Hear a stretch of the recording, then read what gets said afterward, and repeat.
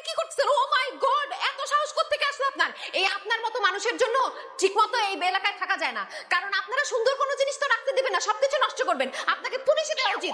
কি ব্যাপার, আপনি এরকম চিল্লাইতেছেন কেন? কি করছি আমি? ও কেন চিল্লাইতেছে জানেন না? আমার বাসার নতুন দেয়ালের মধ্যে আপনি লিফলেট লাগাচ্ছেন কেন? ও এই কথা। আর আপনি যেভাবে রিয়াক্ট করলেন মনে হয় যে আমি মানুষ খুন করে ফেলছি। লিফলেট লাগাচ্ছি তো কি হয়েছে?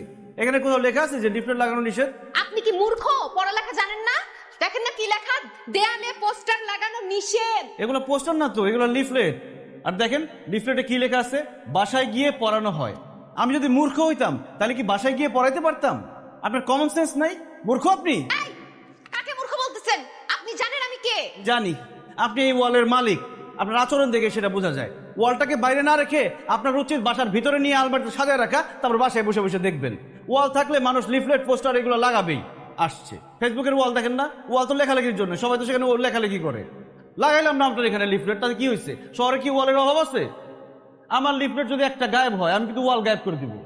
হ্যাঁ যান যান, দেখবো না আপনি কি পারেন, যা খুশি করেন আপনি।